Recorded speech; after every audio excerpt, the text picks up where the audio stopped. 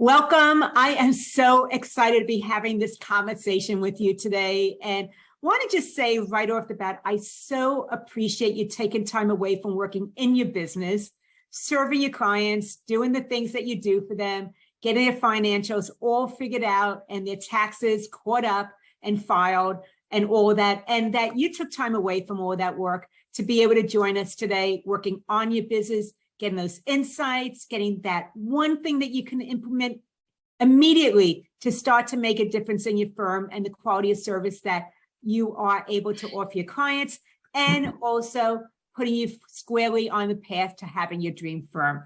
Our topic today is 5 steps to easily enroll premium clients without negotiating your fees. What I have seen is that 75% of students who go through any type of business school, they are ending up somehow having to enroll clients, doing sales. But if you look at the curriculum that most universities and higher education schools offer, they give you all the know-how on what to do. And they don't have even one class on sales or how to be able to enroll new clients, or sales psychology and what you ought to do to be able to get new clients into your firm. Now, they'll have an entire department on marketing, but they will overlook the sales part. And I feel that that is a disservice to you, as well as to businesses all around who you need clients. And that means that you need to know how to enroll them so that they really recognize the value that you offer them. If you find during client consultations, they turn into free pick your brain conversations where you're giving away so much valuable information, they thank you, they go on their way, and they never engage with you. Or possibly that as soon as you told them about what it's like to work with you and you told them the investment, and then there was silence, and you got really squirmy, so you just blurted out a lower fee without them even asking for a discount. Or maybe there is the dreaded price objections. You charge too much. I can go to my aunt's sister and she can do it for a fraction of that. How come you're charging so much? And as soon as you get that price objection, it throws you off. You're shutting down the conversation and you're letting them move on because you don't know how to respond to that. It feels confrontational. If any of those things are true for you, you are absolutely in the right place. Okay, Steve, your turn to introduce yourself. Wow. Okay. So hi. I was just jotting down. There's some very interesting stuff happening in the chat. So I'm Steve Fogelman. I'm going to be your co-host. And as you can see by the last name, Loren and I have been married and working together for quite a number of years. I am a therapist turned business coach, and I am going to be working the chat. So if you have any questions for Loren, go ahead and send those questions to me, and I'll be sure to get those over to Loren. Loren, back to you. Thank you. A little bit about me is I am a sports psychologist turned business coach. What I have found as I was going through school is I got all that I need to be able to do the work that I do really, really well. But they prepared me to be an employee instead of a business owner or employer, because that when we started out on our own, I needed to figure out a couple of things in order to have a business that I run instead of one that runs me, because we actually had that business before. I didn't want it again. And the 3 things I needed to figure out was how to be able to communicate my value, whether that was virtual marketing or in-person networking, but how to be able to say those things, especially when I'm actually more of an introvert than an extrovert. And then the second thing is how to be able to enroll clients when I didn't want to be salesy. I didn't want to pressure or push someone into working with me. And then the third thing was how to price my services when I didn't want to sell my time. So those are the 3 things that I find a lot of my clients need as well, is how to be able to communicate value, how to enroll new clients when you might not like the sales part, and how to separate your fees from time in order to earn 2 to 3 times more for your services. Oh, and as you can see, from 2018 to 2022, I have been listed as one of the top 22 business coaches by HubSpot. What we are going to cover today is enroll quality clients, 3 winning consultation questions, and then handle objections like a pro. I will absolutely give you as much as I possibly can in our short period of time today. If you're interested in knowing how to do this further, work more closely together, I will show you how to do that as we wrap up. Well, Loren, we're looking at the steps. And so what are the steps to engage high value clients at this time? Well, this is right from my system called the Raise Your Rates formula. And even if you just follow the essence of these 5 steps, you'll be able to increase the value of a client, which means that you don't need as many clients to hit your revenue needs. As a result of that, you get some of your personal time back. But it puts you in charge of your firm instead of your clients telling you how to run your firm.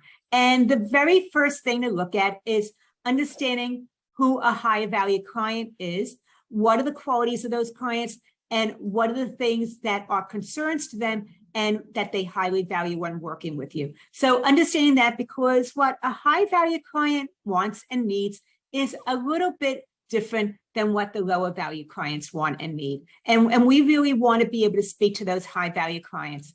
Number 2 goes right into speaking to those high value clients. It's all about communicating your value. This is about having the right words to be able to grab their attention and wanting them to know more. And I will let you know, it has nothing to do with the work that you do. So how you communicate your value makes a difference as to whether they see you as a technician or as a higher level consultant. Number 3 is packaging your services. By bundling certain things that you do together for your clients, it allows you to start to separate your fees from time. You no longer have to invoice. You don't have to be chasing money. You save hours because of the fact that it is now value priced and you can actually get paid before you do the work. And number 4, which goes right along with packaging your services, is value pricing.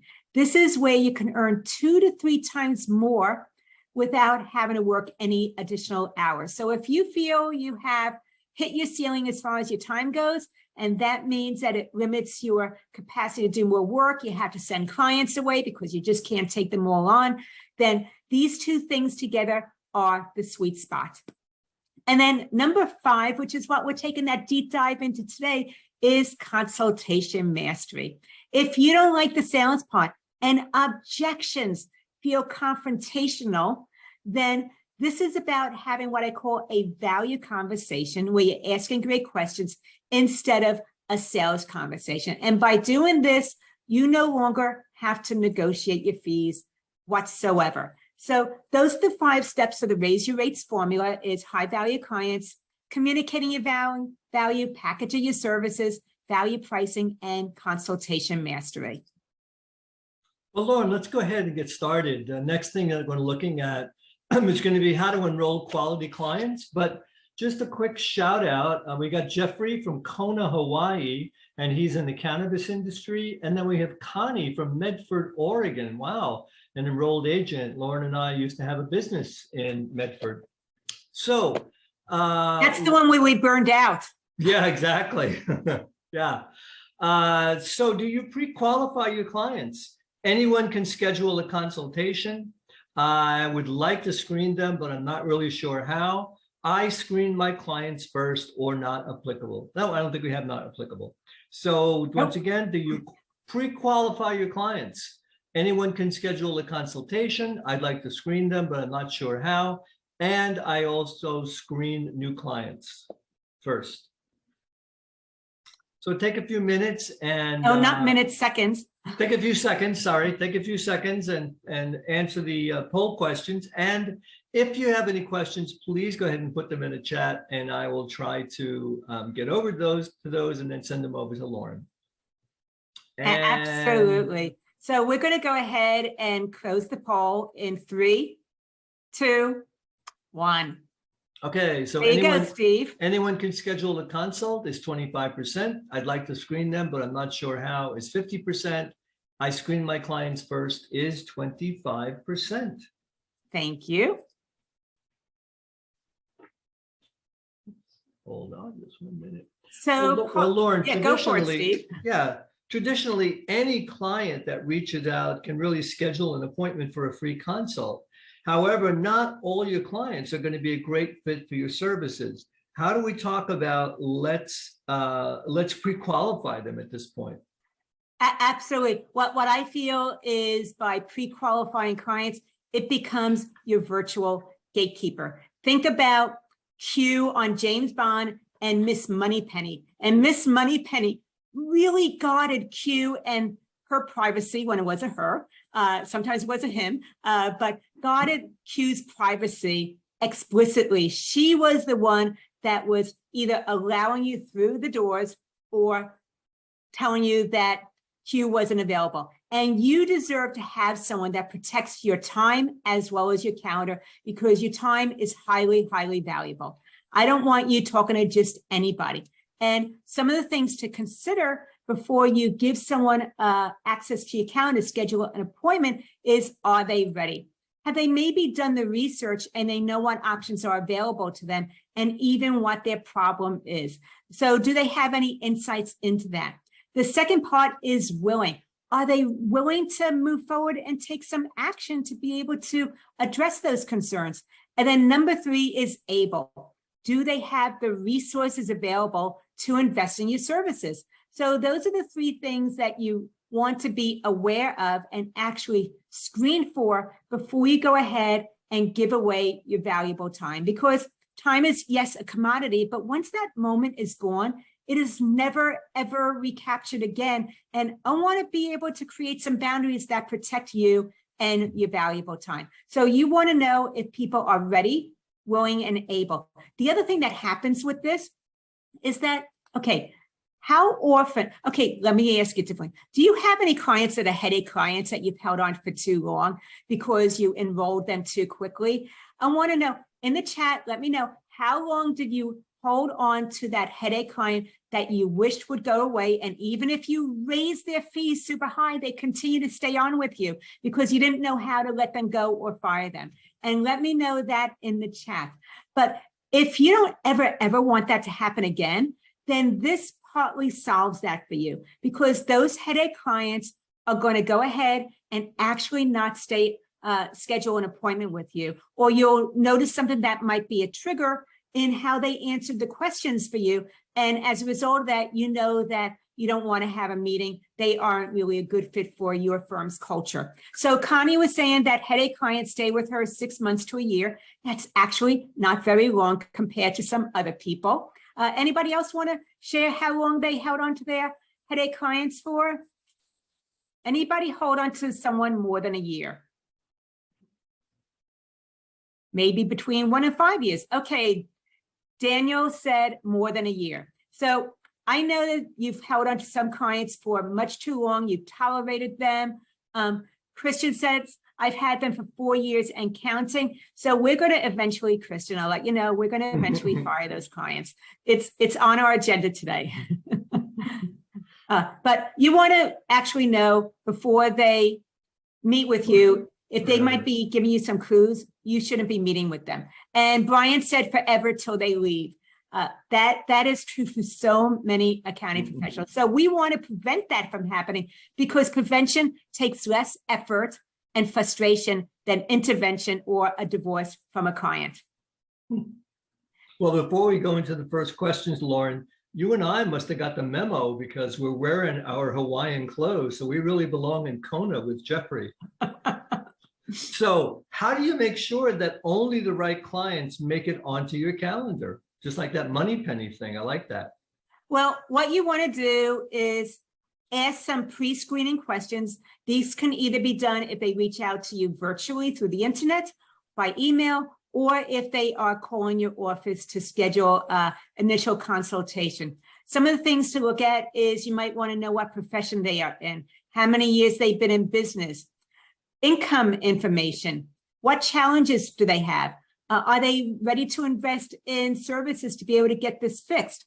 And I will give you the link to the questions that I ask before I give someone a link to my calendar. So if you want to see the questions that I ask and you want to model those, feel free to do that. The only one that would need to be changed is the very last one. And you just want to ask if they're ready to invest in getting their financials taken care of, being tax ready, whatever it is that you do for your clients. But those are some of the things you want to ask before you give them access to your calendar. And it once again creates a natural boundary where you don't even have to have a conversation with them if you see that they're not a good fit for your firm. Well, in order to have a business, you need clients, obviously. How do accounting professionals enroll new clients if they don't like the sales part? Well, in order to have a business, like you were saying, Steve, you need clients, but we want you to have the right clients because then you get to run your business instead of your business running you. Like I said, not all clients are created equal. There's a variety of low value to high value clients. The more high value clients you have, the more you're on that road to having a really profitable dream firm. But let's talk about selling your services. Just stop. Don't do that anymore because this is where you and your clients are on the same side. You don't want to sell your services and they don't want to be sold to. So we're all in agreement with that. And that was true for me also. Like I said, I don't like the sales part. I don't want to be pushing someone or pitching my services or anything like that. That's not what I'm about or who I am. I tend to give first before I expect to receive. And that's where I had to figure out how to have these initial enrolling conversations to really screen and enroll great clients. And I came up with having what I call a value conversation, which we're going to go into more in the second part, the second section. But this is where you're asking great questions to be able to determine if that person's a fit for you or not. And recognize you are the one that gets to make the final decision. You are determining if they're a great fit for you. They don't get to only have the say, but you get to have the say also. Now, if they're not a fit, all you have to do is bless them and send them on the way. So if you get that gut feeling, if the hairs on the back of your neck start to rise up when they answer questions, if you're just not feeling like this is someone who you're going to enjoy working with, and they told you about the 5 accountants that they had over the last 3 years and how they fired all of them because none of them did anything right, I don't want to add you to that hit list. So if it's not a fit, then let's get rid of them and just send them on the way and send them with blessings. If they are a fit, then you get to offer an invitation on what it's like to work with you and how to be able to get started and the investment. So you get to make the final decision, but by having that value conversation, you're asking great questions and you never have to pitch or sell your services again. With Rihanna, when we first met, she is a natural people pleaser. She says yes to everybody, everything. She doesn't like confrontation. She wants to make sure that people are happy and like her. And that's how she was in the beginning. She had really low boundaries in her firm, and there was a very low barrier to entry to working with her. This also meant that she had a wide range of clients. And because she had so many different clients in her accounting firm, she wasn't as efficient as she could be. As a result of that, she would put the kids to bed and then run back to her computer and do some additional work later in the evening. What we did is we figured out who her best clients were, and she had experience working in the restaurant industry before opening up her own firm. She decided to choose the restaurant industry as a niche. And as a result of that, we were able to package 3 package options together for those clients. And as you can see, she has the silver, gold, and platinum client options. And people in the restaurant industry need slightly different things than if they were in construction or health and wellness. So that's something to think about is we created packages that really fit that particular niche and answered their most pressing problems. And we had the silver, gold, and platinum because that allowed clients to choose which way to work with her, as opposed to only having one option where they're thinking about working with her or maybe moving on to some other option. And Rihanna said that I can share this with you as inspiration and something to model, but is proprietary to her, so please do not copy it. Anyway, by doing this, she was able to get back her time, cut back her hours, improve efficiency. She wasn't saying yes to anybody, and she actually raised her rates significantly because of the fact that people saw her as having a specialty as well as a niche. Well, moving forward, we're going to look at the 3 winning consultation questions. But before that, we have our next poll. What's your selling comfort level? It's a necessary chore. I take it or leave it. I love closing new clients.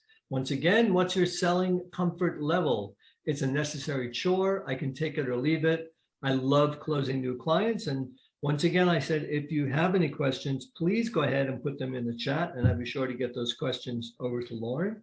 And Loren, I do have a question. What is a value conversation? A value conversation is where you're actually asking specific questions that kind of take the potential client on a journey of what it's like to work with you. It's asking them about things that are of priority and top of their mind, instead of focusing on more the details that you need in order to do the work and serve the client. And the reason we want to do that is we want to really understand what's top of mind for them and what's a priority for them. So we're focusing on those big picture things and we know how to best serve them. And then later on comes the conversation about the details that you would need in order to be able to actually do the work. Focusing on just bank transactions and how many accounts you have and all those things are important to you, but they might not be the most important thing to the client. So we want them to see our value first before we focus on the tasks, so that they don't see you as a technician, they see you as an expert. And yeah, let's do it, Steve. Do the countdown. Okay, so we're counting down, and let's say it's a necessary chore is like 63%. Take it or leave it. Nobody does that, which is good. I love closing new clients is 38%. So great. Thank you all. Excellent. Yeah, yeah. So Loren, I'm curious, because this slide, is about a network meeting. What does that have to do with a new client consultation? Well, if you've ever been to a network meeting where you didn't really know anybody and someone that was hosting it saw you come in and standing in the corner by yourself, so they wanted to get you engaged and they introduce you to someone else, and that person they introduce you to goes on and on and on about themselves. They're trying to sell you on their services without even knowing if you need them or not. They talk about how great everything is for them. Maybe they ask you a question about yourself and then quickly turn it back to themselves. And they don't even realize that your eyes are glazed over. You are itching for a way out of that conversation politely. And then after they wrap up the conversation, they hand you their business card and they tell you how great it was meeting you. And you are drained. All you want to do is escape now, go home and get into your comfortable clothes. So that is a lot of what happens actually when a client is meeting with you for the first time, is you're talking about all the things that you need to do services for them. Like I said before, you're asking about how many transactions they might have. You're asking about their tax needs. You are asking about maybe how many bank accounts they have, investments, things like that, because those are the things that you need to do the work. But you're skipping over the questions that are really top of mind for them and why they reached out to you, which is understanding what is the concerns that they're having, where it's keeping them stuck, and what would be possible if they no longer had those concerns. So once again, first impressions are lasting impression. And I want you to do something that stands out from everybody else that they might be interviewing, and where it's a memorable conversation because you focused on them first before you talked about what was important to you.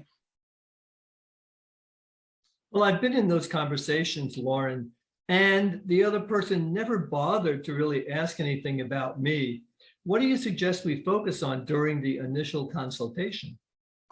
As we were talking a little bit earlier during the poll question, I mentioned the value conversation. And this is the 30,000-foot view of a value conversation. You want to be asking questions that identify their challenges. What's coming up for them? What's a concern for them? Where do they feel stuck? What's the cost of that? And as you're hearing those things and you're really listening to their answers, you want to then educate them about the solutions. Now, don't go too much into the details because you'll lose them since they don't understand the financials to the same degree that you do. But you want to give them some idea about the solutions and what's possible. And by doing that, giving them that 30,000-foot overview, this avoids you having one of those free pick your brain sessions because you're being very you take in charge of the conversation and leading it in a certain direction. And if you find yourself going into too much free information, just catch yourself and get back to asking these specific questions. And by understanding the challenges, educating them about your solutions, first of all, you're not pitching or selling them. You're just showing them how you can go ahead and solve those things for them. They will see the value of working with you, and they will actually want to know, how does this work? Well, what does 70-30 have to do with any of this? I'm really confused. Well, Steve, let me clarify your confusion. Please do. Okay. This is what I call the 70-30 rule. When you're meeting with someone for that initial consultation, you want to have them talking 70% of the time, and you are talking 30%. Now, right now, it might be flipped where you're doing 70% of the talking and they're doing only 30%, which would tell me that you're doing too much of the sales conversation or you're pitching them. But if we flip it, then they are actually doing most of the talking and you are information gathering. Now, you might ask, how can I do that? And once again, it goes back to the value conversation and asking great questions. Well, Loren, I know that this is a system. First, you work with your clients so that they know which questions to ask. However, you can also train their assistants to successfully enroll new clients. What are the best questions to ask during the initial consult? Okay, the thing that you said there, Steve, which I just want to highlight, is if you absolutely hate the sales part, there might be someone else on your team who's better at communicating clients and can present your firm better than you can and will be fantastic at really enrolling new clients into your services. So this is a system, it is a process. And because that once you have the system in place, if you don't want to do it, you can have someone else in your firm do this for you. But these are the three questions that you want to ask. The very first one is how much? How much time are you wasting because you have this problem? How much money is it costing you because you feel stuck?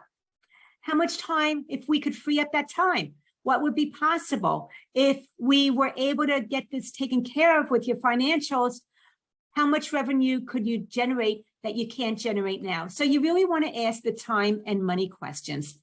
The next thing you want to do is look at the emotional cost or the stress factor, because as you know, business owners, when something's not going well in your business, it's not like you close the door at 5 p.m. and you leave it behind. It comes home with you. So maybe you're not as available to your family as you would like to be, or you're missing out on some social activities because you have additional work to be done, or a fire happened. You know, some type of crisis happened with some client and it diverted your plans for the whole day. And now you need to do the work that you actually had planned in order to avoid being behind from this point forward. So that's true for your clients also when they have a business and you want to find the emotional cost or the stress factor and frustrations they've been experiencing because of the fact that they have these certain challenges. And then the last one goes into that stress factor, the work life. So as I mentioned, if things aren't going well at work, then it's affecting their personal life also. And what has been the toll? What have they had to give up?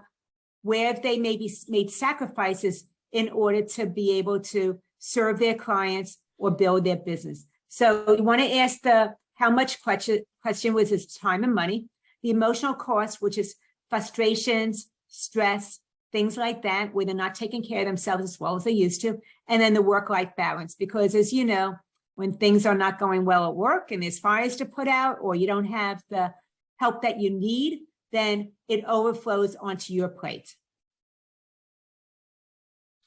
Well, what happens once you're done asking questions? Well, actually, you want to create a couple of specific questions when you are going to be meeting with them for that initial consultation. So let's put that question on hold, Steve. And let me We'll come back to that. come back. Yes.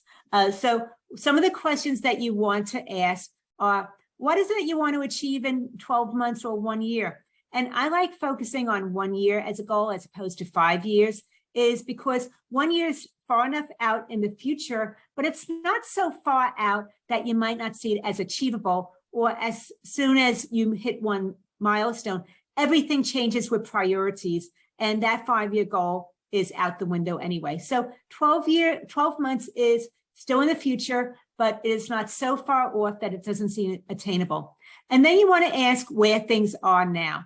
Find out about their current frustrations, that emotional cost, the revenues, time they're working in their business. So find out some of the things that are going on in their business right now. I want to find out how they could tell if your work together was successful. And I actually ask it that way. This has given me some of the metrics that I can measure to see if we're able to help them achieve that goal or not, and be able to show them, oh, look, once we achieve that, then you will have hit that particular milestone. The next thing I want to focus on is what's possible once we resolve these challenges. Because once we get rid of this bottleneck or the thing that's keeping them stuck, they now have the freedom to be able to move forward on those things that they want to achieve over the next 12 months. And then the last one is why now? Because people have a really high tolerance level. We will tolerate a lot until it grabs our attention and we can no longer tolerate it. So something usually happened before they reached out to you that grabbed their attention where they had to finally take care of this. And I would love for you to put in the chat, what are some of the initial reasons that clients reach out to you when they want to have that first meeting? So what's going on with them? What are they experiencing? What are the problems, the challenges? What letter did they get from the IRS? Whatever that might be, would love to hear from you in the chat. What is the reason that they usually reach out to you for that initial consult? Christian says they have no idea what their numbers are. Mm-hmm. That's one thing. I am sure that somebody ended up with a surprise tax bill that they didn't have the funds for, or maybe they got a letter from the IRS. Anybody else want to share what some of the, Jeffrey said, concerned that the tax return filed is correct, so they want to have peace of mind. Connie says they have IRS letters or the old bookkeeper retired and left them high and dry. Wow. So much for that fiduciary responsibility. There you go.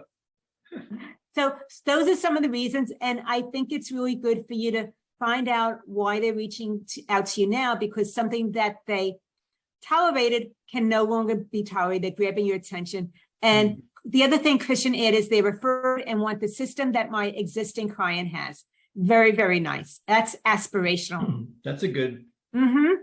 yeah. So with our invitation, and I like the why now question. Even as a therapist, I used to ask that at each one of my sessions. I think I stole it from you, Steve. You probably did, but that's okay. And so like I was saying before, what happens once you're done asking the questions? Where do you go from there? Well, this is where you get to be in charge and you get to make the final decision. After having that value conversation with them, where you're determining whether you can help them, whether you feel that they're a great fit for your firm and where you're going, if they feel like they are going to be a joy to work with, then you're making a decision about them and whether they're a good fit for you. If they're not, like I said, just bless them and send them on their way. You are not obligated to enroll them into working with you. All you need to do is thank them, let them know it's not a good fit. If you feel like you want to give them a recommendation, you are definitely welcome to. It could be a tip. It doesn't have to be a referral because you might not want to throw someone else under the bus. So with that, if they're not a fit, just bless them and send them on their way. If they are a good fit, then the next thing that you have the option to do is to invite them into the next step of working with you and talk about what that next step would be, the investment, what it would look like, and answer any questions that they might have or not. But you get to decide if you give them an invitation or if you just bless them and send them on their way. Well, often the most uncomfortable part of the consultation is really the close. That's the part which can feel the most salesy, and sometimes they just skip it altogether. What insights can you share about this critical piece and part of the conversation? Well, I will share my difficult learning lessons is that you want to be attached to helping them make the best decision that's in their best interest instead of the one that's in your best interest. And this was a very, very difficult learning lesson for me. But I was meeting with someone when I first started doing this, and I didn't really understand how enrolling conversations went. And I was more aware of old school selling, which wasn't really a fit for me, instead of what I'm doing now. And I met with someone. They were a great fit as far as what their concerns were, what I could help them with. They were interested. They wanted to know how this worked. And when we got to the part of how this worked, the close, I felt something within me start to shift, where maybe my eye contact broke, or my body posture might have changed, tone of voice might have changed a little bit. I knew that something was shifting in me, and I was breaking the connection. I just didn't know what, because I was so new to doing this. And the whole time that I'd spent building up a connection with them, I broke it so quickly. And I explained to them, what it would be like to work together and the different options and everything like that. And then they noticed that, I was somehow acting differently. They asked, why do you want to work with me? And of integrity, I explained that I know I could help, but also that I could use a new client. And that's when I heard the dreaded, let me think about it. Mm-hmm. My heart just sank at that point. And I knew I had killed my own sale. So we wrapped up the conversation. We scheduled a follow-up conversation to be able to talk further as to whether this person wanted to move forward or not. But after that conversation was over, all I wanted to do was take a cold shower and just wash this feeling away. And that's when I vowed to myself that I was going to figure this out and never, ever, ever have that happen again. And what happened that I realized after the fact was that when I was asking the questions, I was really pouring my heart into them and focusing on them and what was in their best interest. When it came time to the close, because I was new in my business and I could have used the cash flow, I started thinking about me having a new client and having that extra revenue. And that was what happens is I shifted from focusing on them to focusing on me. And it created a subtle change in how I was connecting with that person. Like I said, it disconnected.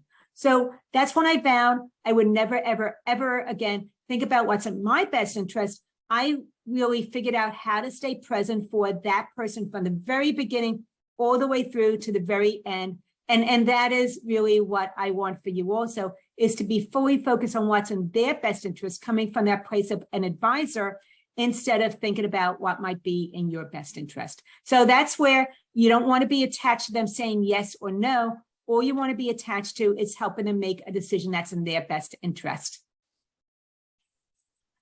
With Susan, she does not like having those sales conversations whatsoever. She wishes that she could just skip them 100% and just enroll someone into being a client with them.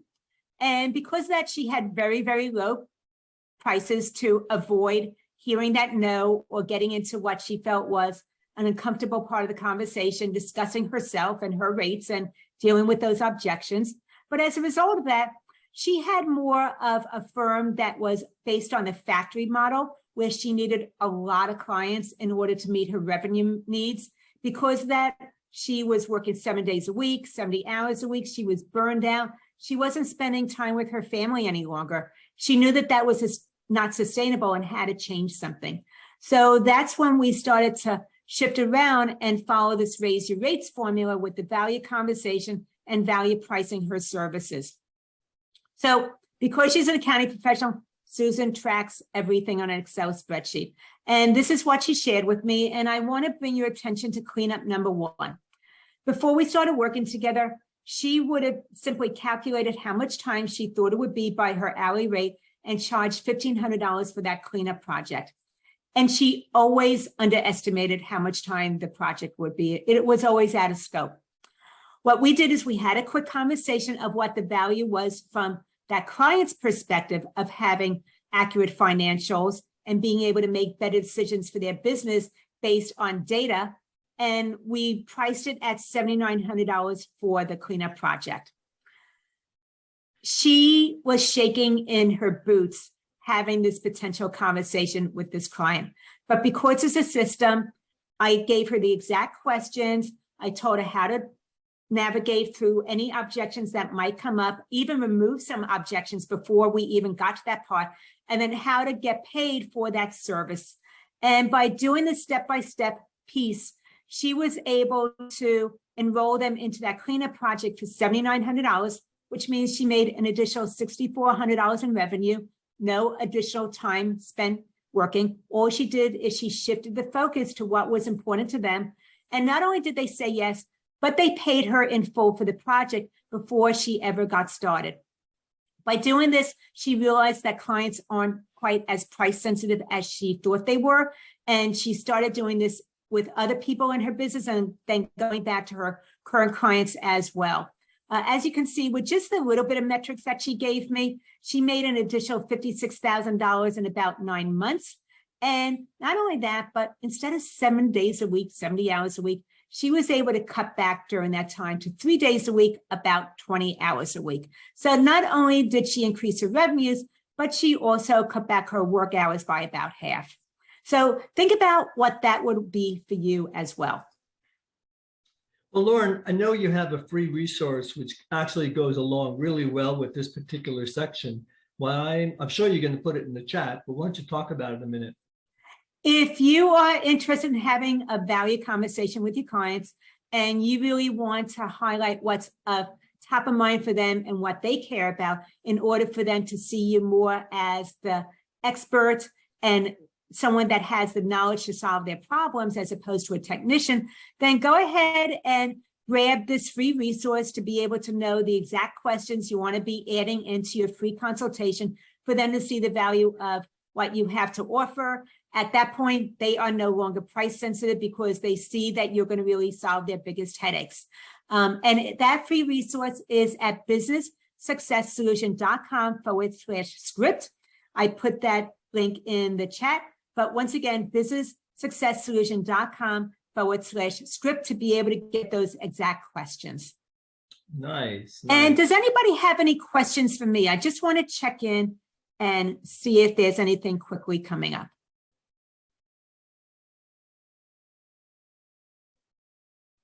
Great, let's go on, Steve. Okay, so next we're going to be looking at how to handle objections like a pro. However, before we do that, we have our next poll question. Your response to objections. Quickly end the conversation. There's room for improvement. I handle them like a pro. Once again, your response to objections. I quickly end the conversation. There's room for improvement, or I handle them like a pro.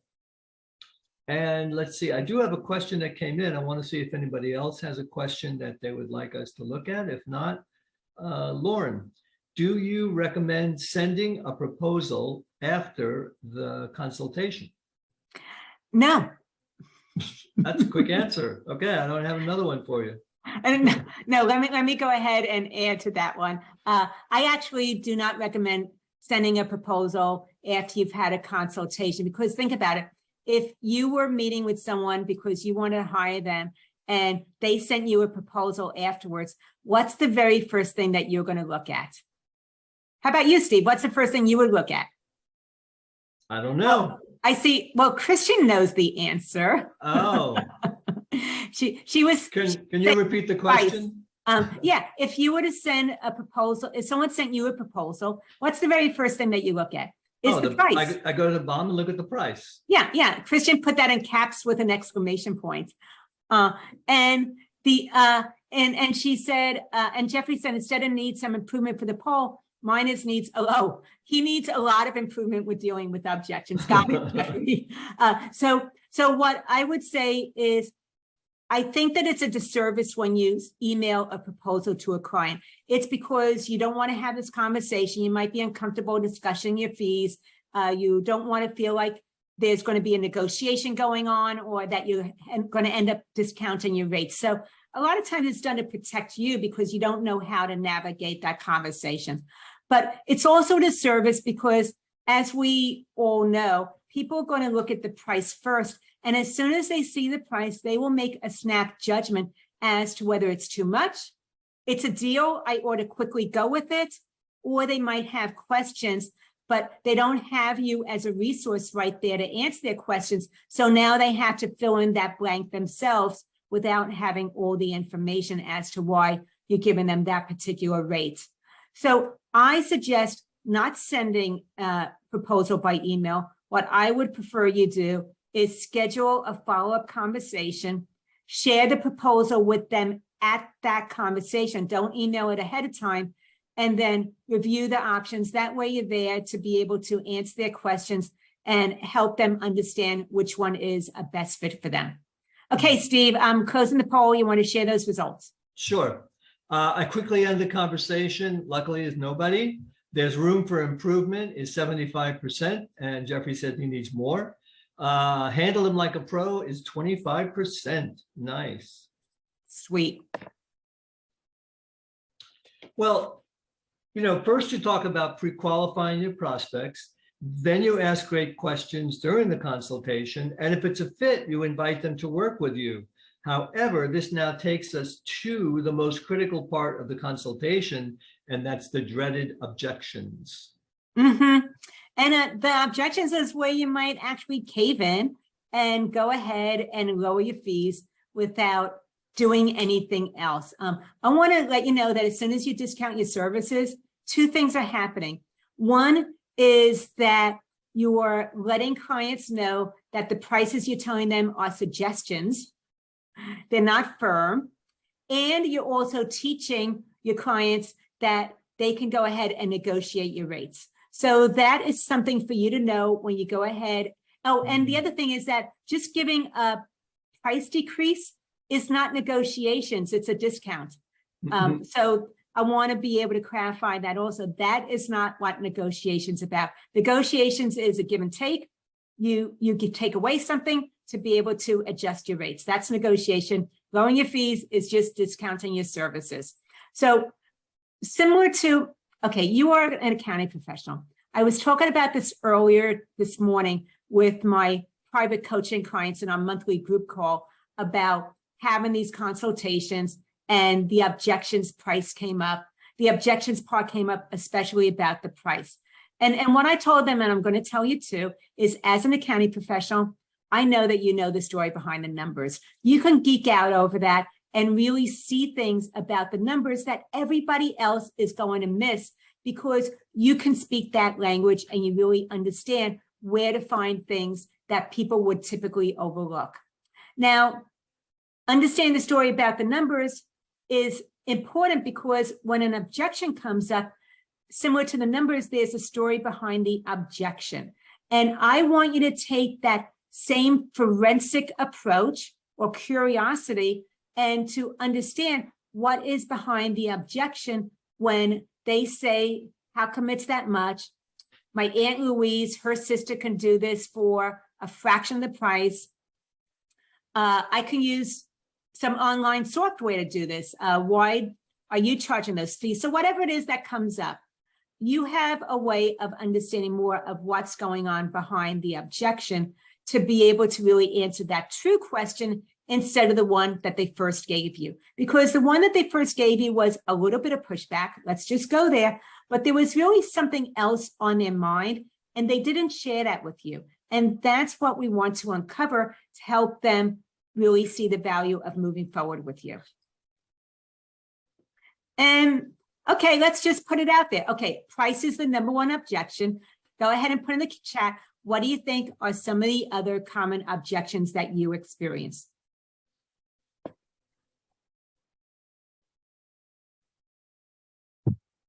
So I know price is number one. Christian said change is difficult. Absolutely. Anything else that comes up? They don't have the time. I have to That talk one to was my, on my mind also. I have to talk to my partner. I have to talk to my partner. That's mine. I run everything by Steve. They don't see the value we can bring to them. Absolutely. So they don't know why you're charging that much. So those are some of the common objections. And I'm going to say that once you become aware of what those common objections are, we don't need to have them throw you off any longer. What I suggest you do is come up with your top 3 to 5 common objections. It's usually price is the first one. Timing is one. Maybe they're already busy with something else. They have other priorities right now. A third one would be, I have to discuss this with somebody else. I have to think about it. I need to meet with my guru. I have to meditate. But they're buying time somehow. And that you really want to understand what they might be and then understand how you would like to respond to them so that you have some type of wording already available to you and it doesn't throw you off. Once you understand how you would like to, you wrote out that soundbite, I would suggest practicing it out loud with somebody else. It could be in front of your mirror. It could be with your fur babies. It could be with a business partner or somebody else that you trust that you can role play with, but actually say it out loud because what you write down and how you actually speak it out loud are 2 different things. So the more that you can practice a dress rehearsal, the better you'll be when it's actually showtime and you're in that real-time situation. So once again, know the objections, write out your soundbite, and then practice it out loud. That way you're well rehearsed for when you're actually having it come up. Well, what are the 5 steps to respond to objections?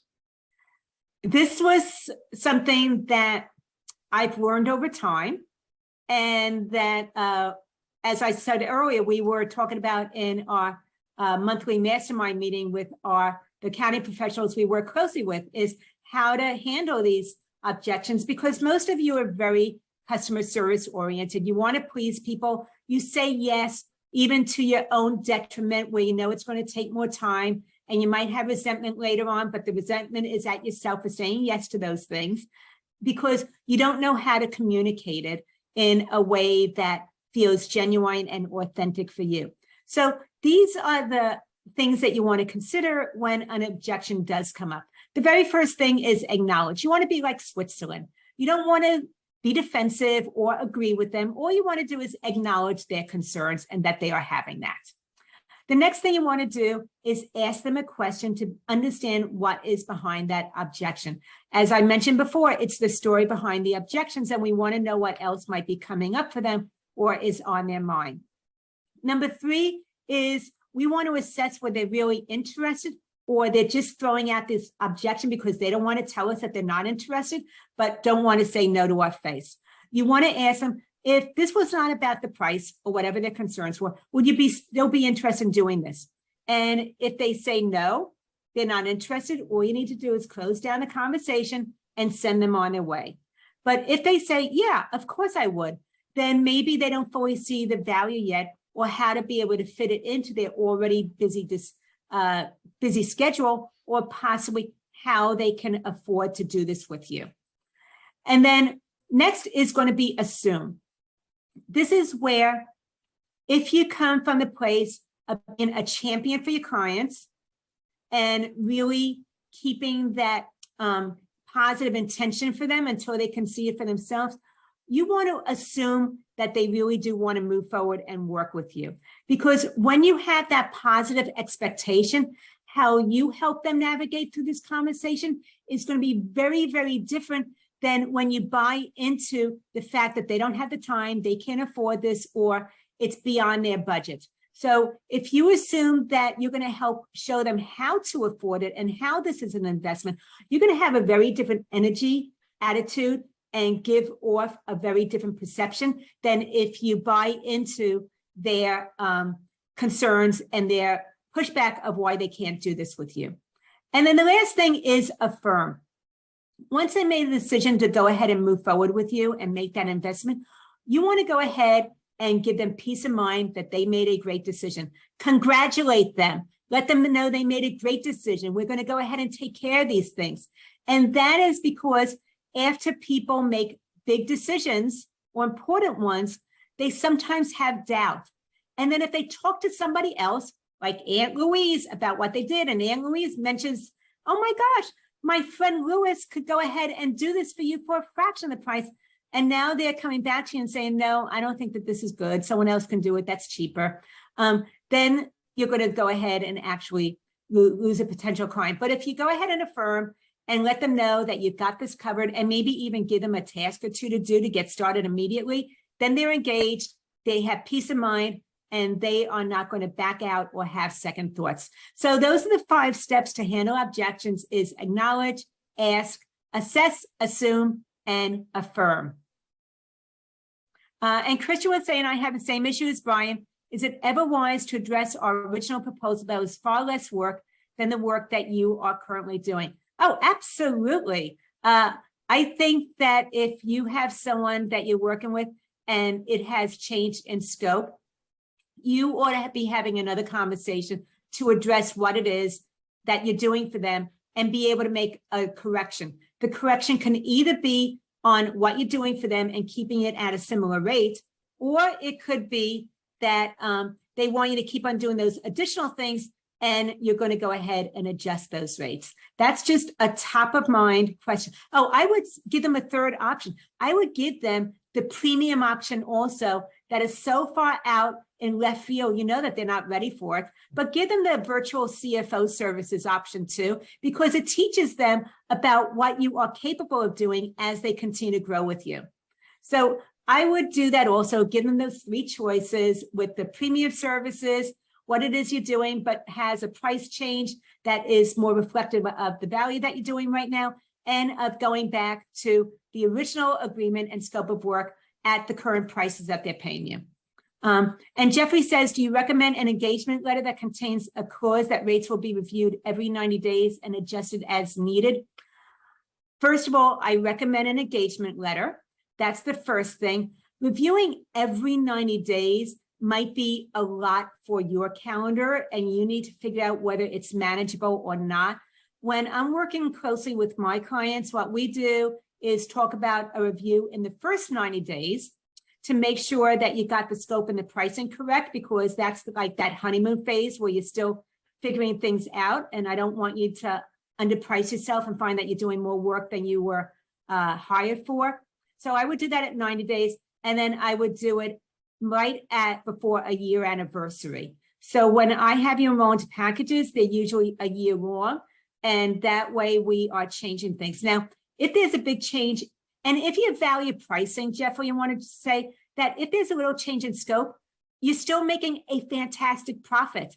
You've actually put room into your package and your pricing for some additional scope creep to happen, and you're still happy with those rates. So that's something to consider as you're moving away from either fixed or an hourly rate into value pricing, is you're happy to do some extra things and you're still making a great profit off of that client, and it's a win-win. But look at, and if there's a big change in scope, then definitely you want to have a meeting with them to review it. So the people you might want to review with more frequently than once a year would be a fast growth company that is making a lot of changes very, very quickly, and your scope is changing very quickly as a result of that. So with Devin, and I want to be respectful of time, she did not like the sales process whatsoever. She had me train her staff to do this so that she didn't have to do it herself, and she could just focus on the higher level services and business development. But she had someone come to her that needed to get from desktop onto the cloud. And by looking at this raise your rates formula and packaging the services, knowing the value of it to them, of what they could go ahead and recoup as far as increased revenues by having accurate financials that were on the cloud, She priced it at $40,000. But if it would have happened before we started working together, she would have just looked at her, underestimated everything, including time and price, and priced it for $5,000. So once again, they said yes to her $40,000 proposal because it was all based on what the value was to them. They said yes, and they actually paid her in front before she got started on the project. Because of that influx of cash, she turned a part-time assistant into a full-time assistant. That let her get some things off of her plate onto this assistant now. And as a result, she could focus more on the higher level consulting, advisory services, as well as business development. So once again, just want to say that is what's possible when you are able to implement the Raise Your Rates formula and you're moving in this direction of focusing on value. So what we covered today was enrolling quality clients, handling objections like a pro, and 3 winning consultation questions, which were really great. And we have our last poll question. No poll. No poll. We're going to just be respectful of everybody's time. Yeah, that's true. So you take it from here. So you really shared a lot. You talked a lot about working with high value clients and when you want to pre-qualify them and lead them through the conversation.